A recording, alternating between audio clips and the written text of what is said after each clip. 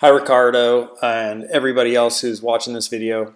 Forgive the echo, but I'm at a friend's house and they're all asleep. You can see it's 11:59 at night, but I'm finding it harder and harder to get like all of my work done. And so I just have to keep pushing into the night. I have to find a different solution. But I'm in my friend's garage because they're all asleep and I don't want to wake them up. All right, so there's this cool thing at Google Drive. You could go into Google Drive and go into New and then More and Google Forms. And you could create a form here. And this is great for classes. So if you're creating a class on Greater Commons or if you're a teacher, all you do is you come in here and you do that thing where you go into New, More, Google Forms, and you create one. And it's going to pop up a Google form. So right now that's spooling up. It's looking for internet access. Hopefully I have internet access in the garage. Come on, baby. It says waiting for Google Docs. Here we go. Cool. And so you could give this, title. You could say Chapter 1 or Module 1, whatever you want to call it. Lesson, Section 1. I like section. Section 1 quiz. Quiz isn't that. So you give it a little description. And then you come down here and you could create items. And so here's the first one. And it's trying to connect. Has a little bit of an issue out here in the garage getting the internet. But I could create a question. This could be, do you like being at the beach? And I could say, hey, that this option is at all. And if I wanted to, I could get rid of that option, yes, no. Or I could just type in my own, true, false, right? Yes, no, true, false, whatever. And I could delete them right here. I can make this question required right there. And if I wanted to, I could copy that question, or I could just add in a new question. I could do a multiple choice or a paragraph or short answer or check boxes. And I could have them upload a file. That's amazing. And then what I could do is I could come up here and I could change the color. I like blue. Internet connection problems.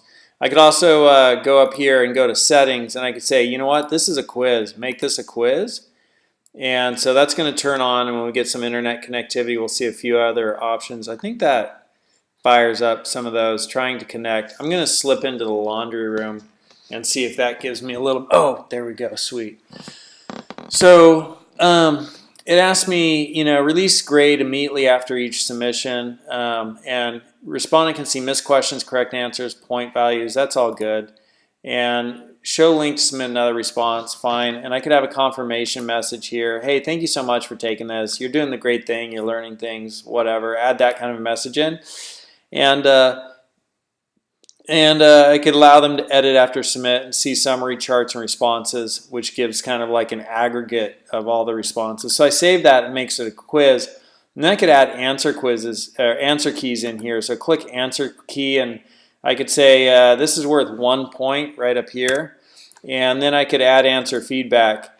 And incorrect answers, the answer is yes, it is good to be at the beach. And the correct answer is like, woohoo, of course it's great to be at the beach, woohoo, right? And I could save that, and there's the feedback. And then when I'm all ready, I could do this to preview it. Come up here to send it, get a link. I could click send and just give me a link to share with everybody and shorten that URL, and I could share that with everybody. And then when there are responses, I could ask for the responses to be put into a file. Right there, click on responses, and I could have it be dropped into a Google Drive spreadsheet, so all the responses would be there. So that's how you create a quiz using Google Forms, and quizzes are awesome. And I totally hope that's helpful, Ricardo. Man, I'm so here to help. I'm so excited for you in the class you're creating. And anybody else who's interested in sharing their passion and knowledge with the world, Greater Commons, the website we built, and it's a place built by teachers and students, owned by teachers and students, for teachers and students, a platform where you could create a course to share your knowledge and passion with the world. And you could charge a nominal fee for that course, like 20 bucks. But if 100 people took your course every month, that'd be $2,000 a month in revenue. And that's kind of cool to help other people and generate some extra revenue. So really encourage you to create a course and share it with the world. All right. Hope that helps, Ricardo. Look forward to seeing your course live, and it's going to help a lot of people. So I'm really excited to get it out there.